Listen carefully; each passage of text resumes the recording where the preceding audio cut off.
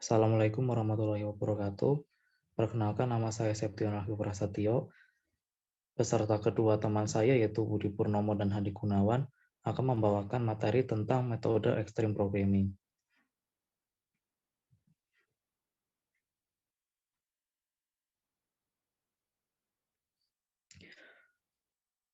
Sebelumnya, kita akan sedikit membahas tentang Agile Software Development. Agile Software Development merupakan metodologi pengembangan perangkat lunak yang berbasis pada pengembangan iteratif, di mana persyaratan setiap tahapan dan solusi yang ditawarkan berkembang dengan pendekatan kolaborasi antar tim yang terorganisir. Salah satu cabang metode Agile Development yang digunakan untuk menyesuaikan kebutuhan pengembangan adalah Extreme Programming. Extreme Programming adalah metodologi dalam pengembangan Agile Software Development, metodologi yang berfokus pada pengkodean atau coding yang menjadi aktivitas utama dalam semua tahapan pada siklus pengembangan perangkat lunak. Metode XP merupakan metode yang responsif terhadap perubahan. Dalam XP terdapat iterasi yang dapat dilakukan berulang kali sesuai dengan kebutuhan. XP menawarkan tahapan waktu yang singkat dan berulang untuk bagian-bagian yang berbeda sesuai dengan fokus yang akan dicapai. Untuk definisi extreme programming menurut ahli akan dibawakan oleh teman saya Budi Purnomo. Baik, terima kasih untuk teman saya Septian. Selanjutnya saya akan membacakan presentasi tentang definisi extreme programming menurut para ahli.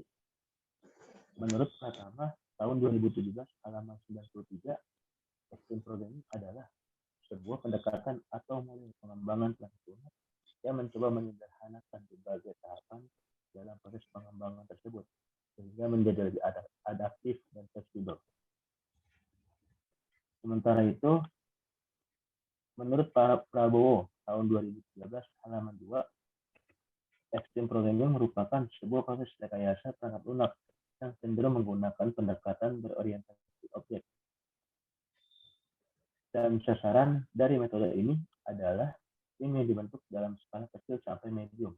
Serta metode ini juga sesuai jika dihadapkan dengan requirement yang tidak jelas maupun terjadi perubahan-perubahan requirement yang sangat cepat.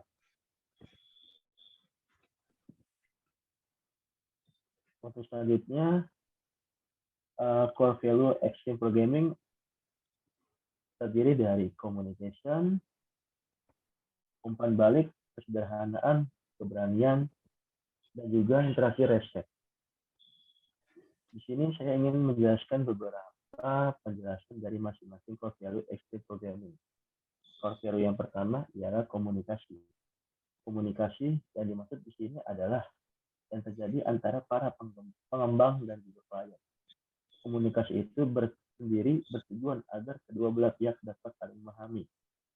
Lebih tepatnya lagi, dengan adanya komunikasi diharapkan para pengembang dapat mengerti kebutuhan klien serta bagaimana cara pengembang melakukan implementasi dalam kode.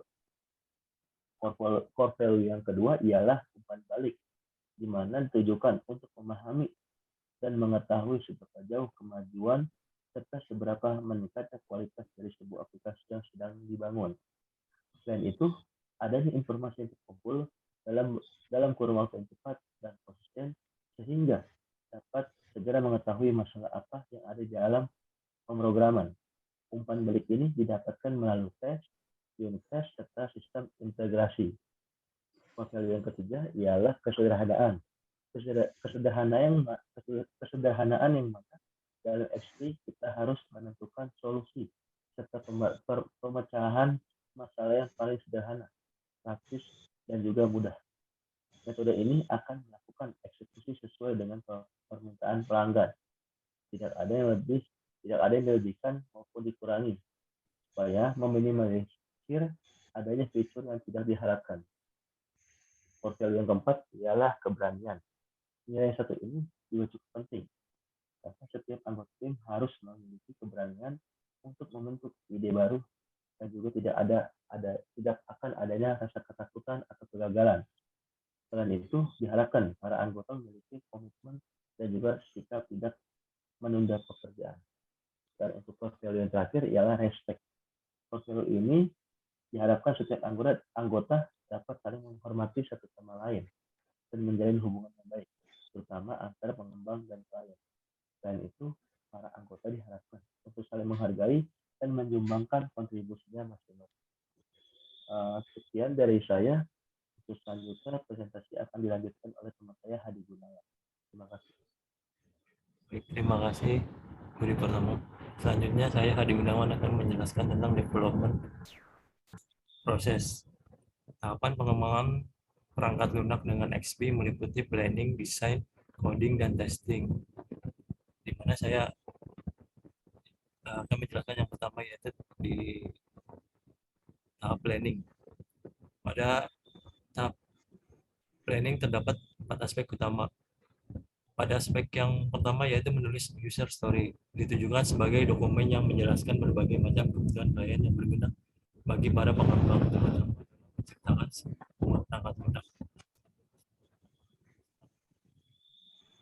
Para pengembang seharusnya menghindari berbagai rincian spesifik yang berkaitan dengan teknologi yang digunakan sebagai susunan database dan algoritma. Selain itu, diharapkan untuk menjaga user story agar sesuai dengan kebutuhan para pengguna.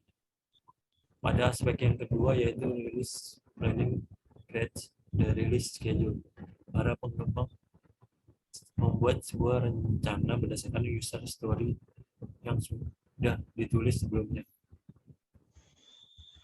Para klien akan menentukan user story mana yang hendak diimplementasikan dalam kode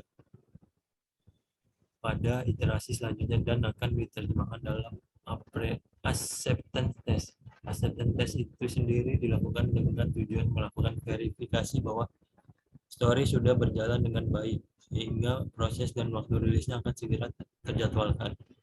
Yang ketiga, make frequent small release, ditujukan agar para pengembang dapat merilis versi iterasi yang berasal dari sistem, supaya para klien dapat mengerti bahwa proses tersebut sudah dilakukan oleh para pengembang. Jika sudah, pengembang akan menguji dan hasil akan diperlihatkan.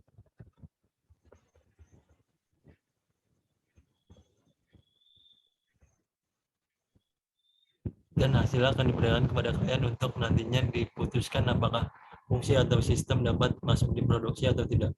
Para pengembang kemudian akan mendapatkan umpan balik dari klien secepatnya agar dapat segera diperbaiki dan diselesaikan. Pada aspek yang terakhir, para pengembang diwajibkan untuk membagi proyek dalam beberapa iterasi. Pengembang harus melakukan evaluasi terhadap setiap proses kerja dalam iterasi tersebut. Jika sekiranya tugas tidak dapat diselesaikan, iterasi planning meeting harus segera dilakukan, mulai dari perencanaan kembali tugas yang harus dilakukan dalam iterasi serta mengurangi beberapa tugas dan harus membesarkan konsentrasi untuk menyelesaikan tugas dari klien. Tahap selanjutnya yaitu perancangan atau desain. Sama halnya dengan perencanaan. Dalam perancangan juga terdapat beberapa aspek penting yang harus diperhatikan. Aspek yang pertama ini harus membuat desain sederhana mungkin. Aspek yang kedua yaitu sistem metafor, sistem yang menjadi bentuk komunikasi kedua belah pihak antara pengembang dan klien dalam memahami berbagai proses desain perangkat lunak yang nantinya akan dibangun.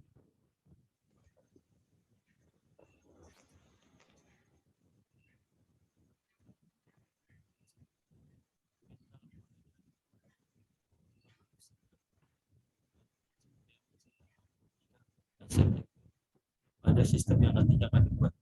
Aspek yang ketiga adalah shares, responsibilities, dan collaboration.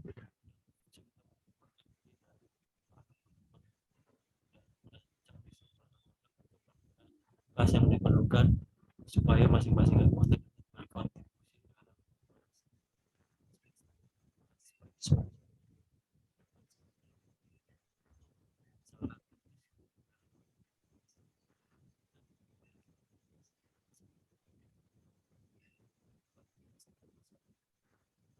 adanya risiko.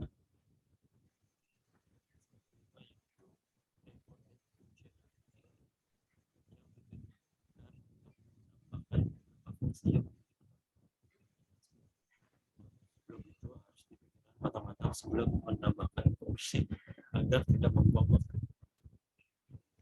Aspek yang terakhir ada refactoring, yaitu para pemrogram memberikan izin perbaikan pada kode program sekalipun belum direncanakan sebelumnya dengan tujuan optimalisasi kualitas kode program tanpa mengubah konsistensi hasil.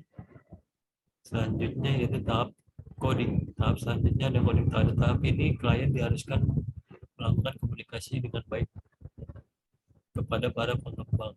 Bahkan diharapkan setidaknya ada satu orang klien yang bergabung dengan tim pengembang agar permintaan pelanggan dapat terpenuhi.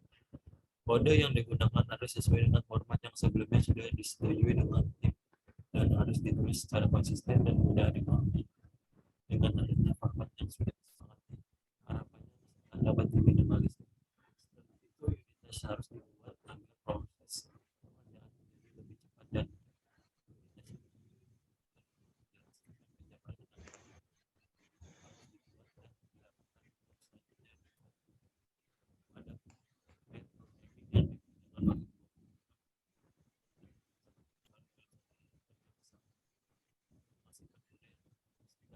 itu sendiri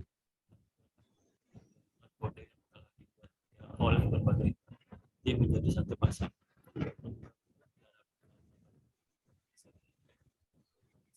Kesalahan dan jika terjadi kesalahan dapat diselesaikan secara secepat mungkin.